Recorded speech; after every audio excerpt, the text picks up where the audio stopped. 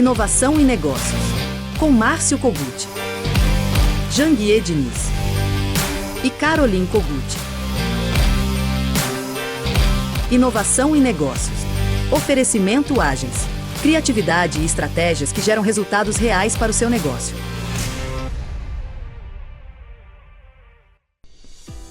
Como está a sua saúde?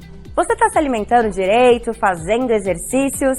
A maioria das pessoas acham que isso basta e não procuram acompanhamento médico especializado e depois acabam tendo ainda mais problemas. É sobre esse assunto que o quadro Em Foco de hoje vai falar. Fique de olho! Conhecimento é a melhor ferramenta para quem está começando a empreender. E o Janguier Diniz tem um insight exclusivo para você. Veja bem, você sente medo ou tem incertezas na sua vida?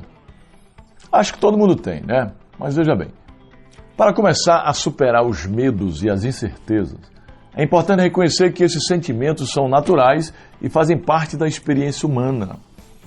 É comum sentir medo diante de situações desconhecidas ou incertas.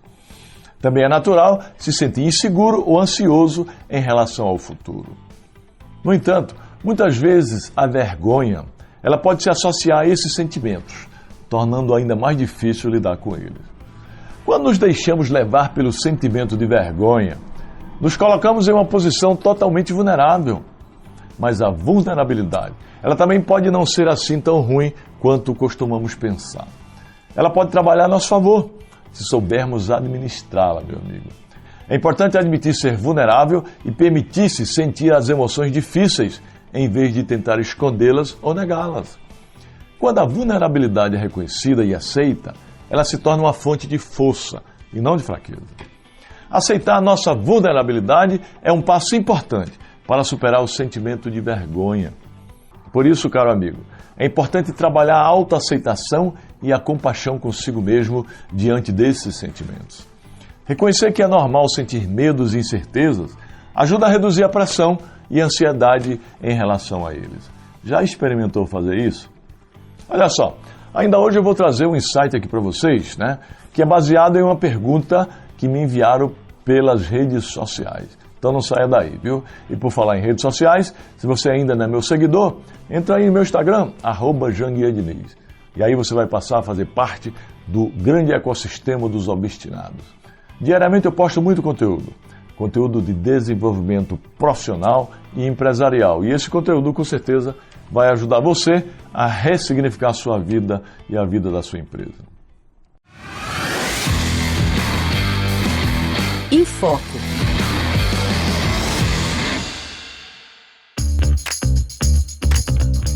Cuidar da saúde é um investimento essencial para uma vida plena e satisfatória.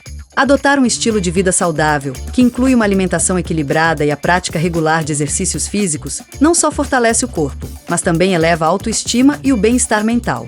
No entanto, é crucial lembrar que o acompanhamento médico regular é fundamental para monitorar nosso estado de saúde, prevenir doenças e garantir que estamos no caminho certo. No quadro Em Foco de hoje, vamos falar mais desse assunto com a doutora Maiara Velosa. E no Em Foco de hoje, o nosso tema é saúde e qualidade de vida. Por isso eu estou aqui com a doutora Maiara Velosa, que vai nos trazer aí, vai nos elucidar sobre esse tema. Doutora, muito prazer recebê-la aqui. Prazer é meu, uma honra estar aqui com você. Agradeço demais o convite. Ótimo. E para a gente começar, quero que você explique um pouco mais para nós sobre a obesidade, e os riscos, sabendo que a obesidade hoje é uma pandemia, realmente. Então, trazer os riscos da obesidade para a população. Quando a gente fala em obesidade e saúde, qualidade de vida, elas não andam no mesmo... Não tem como a gente ter saúde e estar obeso. Não tem como ter uma boa qualidade de vida e estar obeso. Então, são coisas que não cabem na mesma frase, Então, o estado de obesidade hoje é uma doença, A obesidade é uma doença crônica, inflamatória, que deve ser tratada como uma doença, assim como todas as outras, assim como diabetes, assim como pressão alta.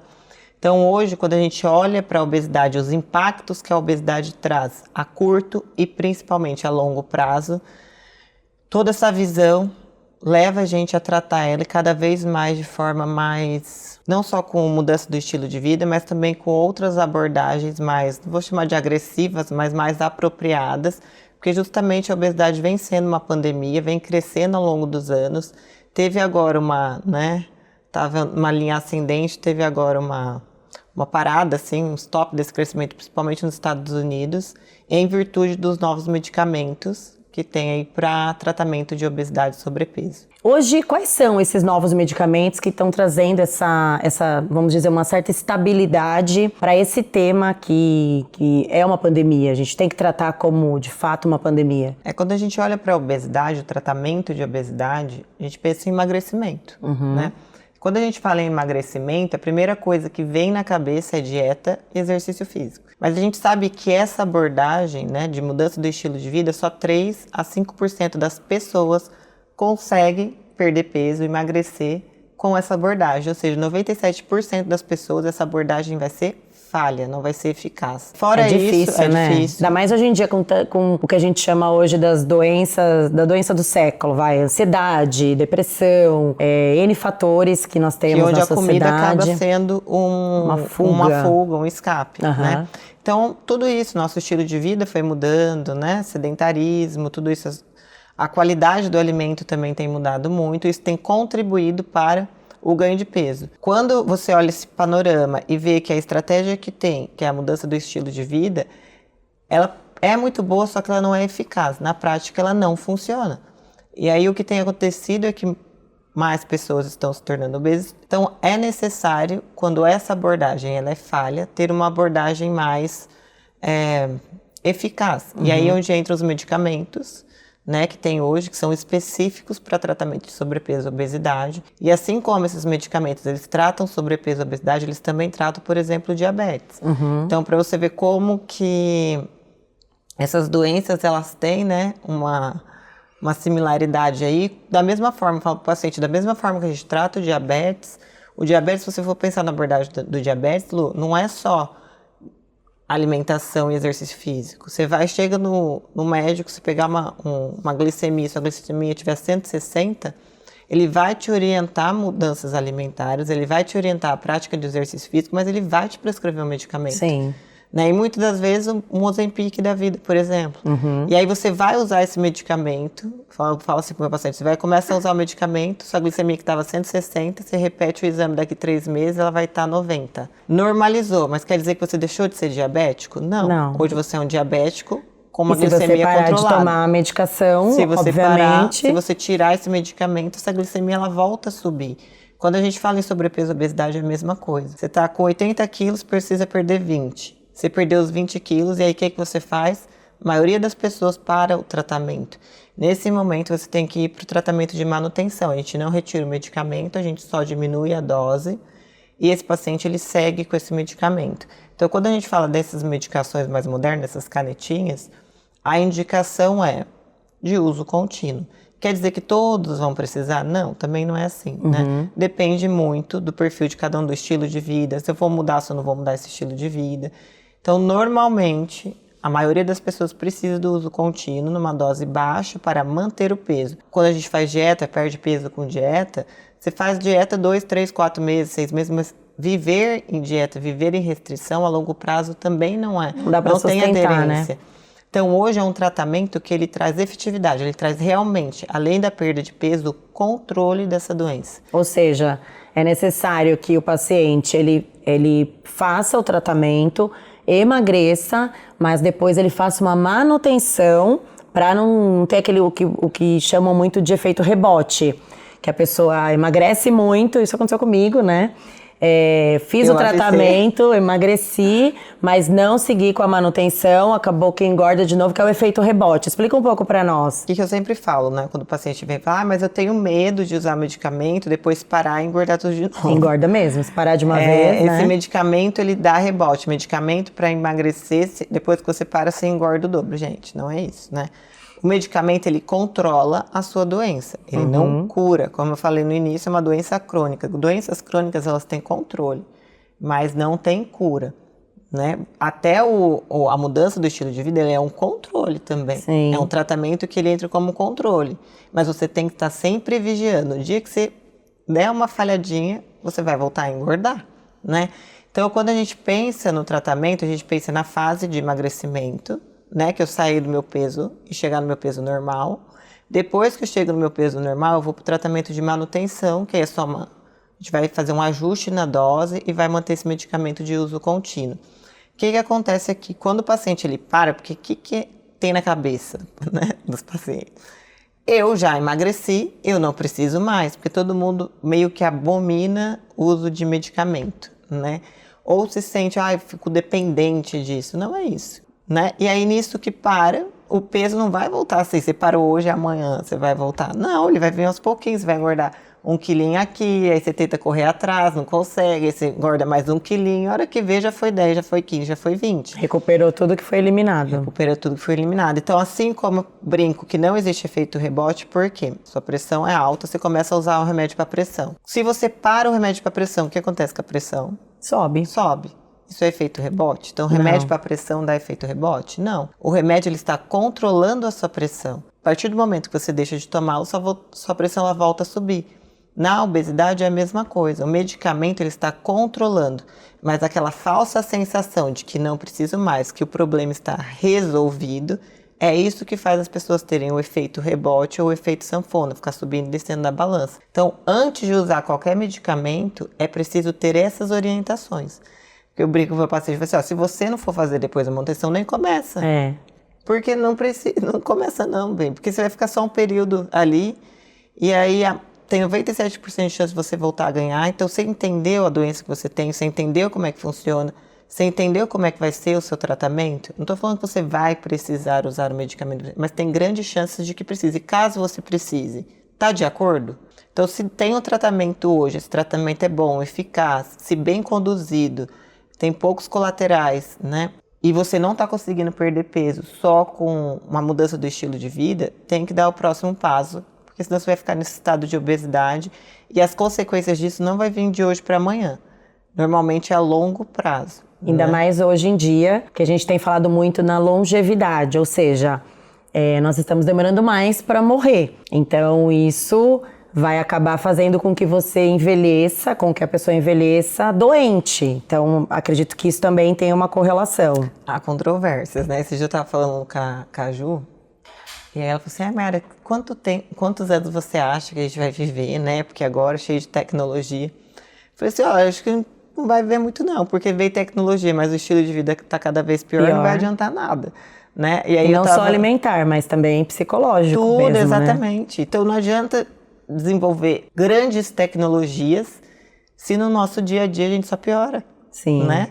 E aí eu tava falando para ela, sabe quantos anos viveu Abraão lá, tava lendo, né? Lá tava Abraão, Isaac, meus 165 anos, 180 anos, 124 anos, acho que veio Sara, se eu não me engano.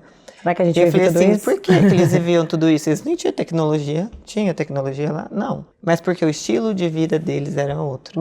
Então não adianta a gente estar desenvolvendo muitas tecnologias para tentar nos manter vivos, sendo que o básico a gente não faz. Feito. E quando você entra com esses protocolos de emagrecimento, normalmente o que você entra associando? Porque obviamente o paciente come menos, então já faz uma ingestão de menos calorias, menos vitaminas também. Como que você, enfim, relaciona para que o paciente tenha qualidade de vida junto com o medicamento? Então, o tratamento de obesidade, sobrepeso, ele não é só um medicamento.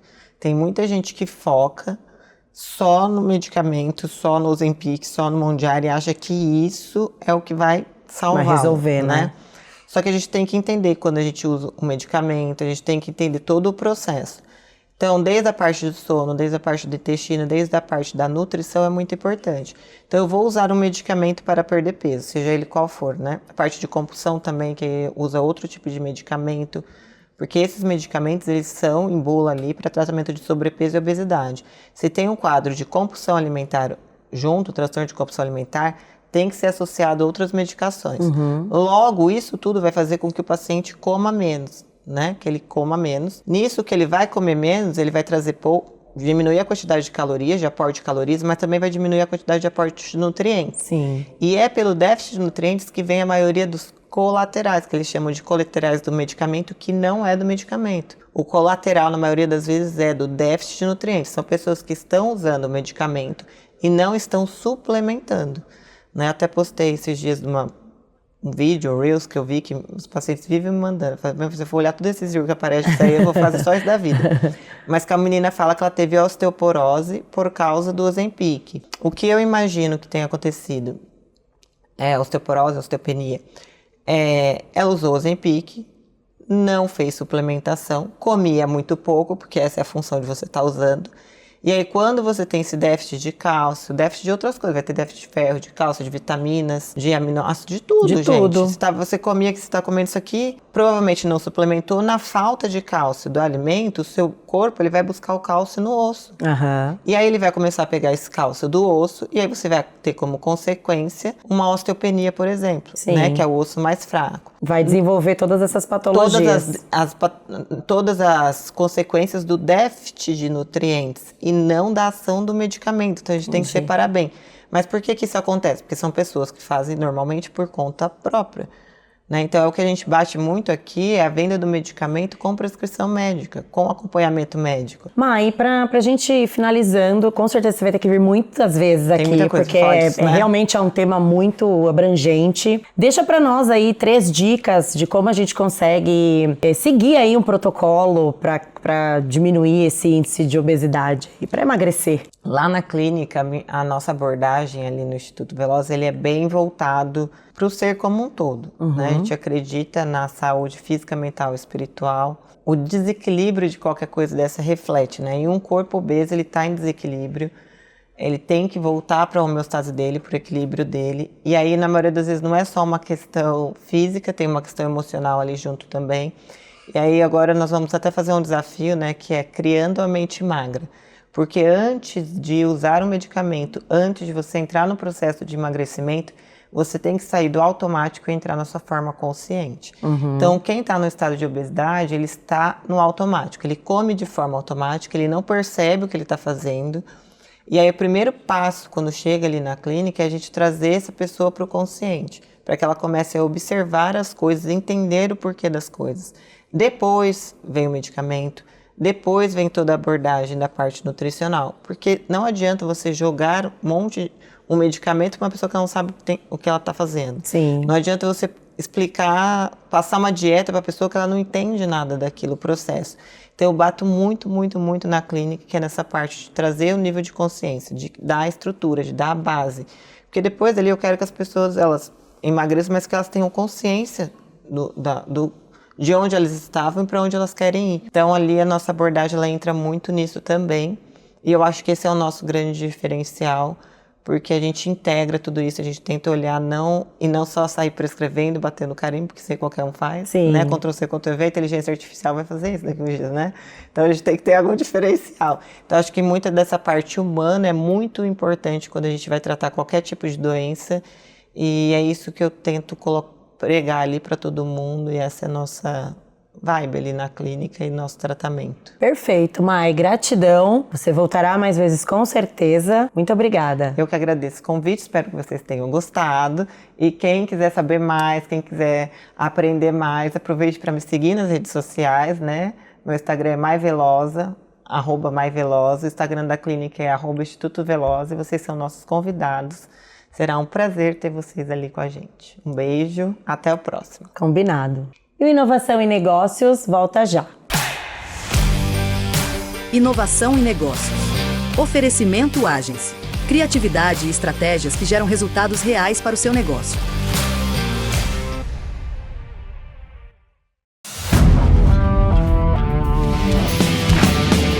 Insights. Oferecimento Escoltec. Gestão e tecnologia de escolta armada por demanda. Em um estudo da ABOL, a Associação Brasileira de Operadores Logísticos, 60% dos incidentes de segurança durante o transporte podem ser atribuídos à falta de preparo das equipes envolvidas. O treinamento contínuo é fundamental para garantir que todos saibam como lidar com situações de risco, desde a escolha da melhor rota até o procedimento em caso de emergência.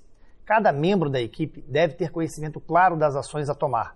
Além disso, a tecnologia pode ser uma aliada importante para treinar as equipes, proporcionando simulações e informações em tempo real. A combinação de preparo humano e ferramentas digitais resulta em uma operação muito mais segura. Com o Escoltec, você tem o controle total da segurança da sua carga. Somos o primeiro aplicativo de gestão e monitoramento de escolta armada do mundo, oferecendo rastreamento em tempo real, registro fotográfico da operação e integração com escoltas certificadas pela Polícia Federal. Nossa plataforma conecta você diretamente com parceiros homologados, garantindo agilidade e eficiência em cada operação. Além disso, nossa tecnologia permite a redução de custos operacionais, sem comprometer a segurança. Proteja o que é seu com o Escoltec. A segurança que acompanha sua carga do início ao fim. Baixe agora e experimente a revolução em segurança logística. E a pergunta de hoje é de Ricardo Martins. Pergunta enviada pelo Instagram. Ricardo Martins é de São Paulo. E por falar em Instagram, se você ainda não é meu seguidor, entre no @JanguiaDiniz, porque lá, meu amigo, eu posto diariamente dicas valiosas. Dicas sobre desenvolvimento profissional e escalabilidade empresarial. Então, Ricardo pergunta o seguinte: tenho uma empresa de TI, como eu posso aumentar a minha base de clientes? Eu tenho uma equipe comercial no formato tradicional, mas parece que estamos estagnados. Veja bem, Ricardo, se sua equipe comercial está estagnada, é hora de diversificar a sua estratégia, meu amigo. Aposte no marketing digital. O marketing digital é muito importante para gerar leads qualificados. Use o que nós chamamos de inbound marketing, ou marketing de conteúdo, né? Para educar o mercado e explorar network e parcerias estratégicas. Além disso, implemente campanhas de incentivo para a equipe comercial e revise seu funil de vendas para identificar gargalos. A combinação de vendas tradicionais com estratégias digitais pode destravar o seu crescimento, viu? Agora, se você quiser se aprofundar nesse assunto ou em qualquer matéria de escalabilidade empresarial, participe do CSE. O Código Secreto da Empresa, o meu programa de escalabilidade empresarial, que é ministrado numa imersão presencial de 3 dias. E essa imersão, com certeza, vai mudar a vida da sua empresa. Entra aí no QR Code, inscreva-se. Queridos amigos obstinados, estamos encerrando o programa de hoje, mas amanhã estaremos de volta com mais uma edição do Inovação em Negócio. Firme o passo, pega o ritmo. Com obstinação você chega lá.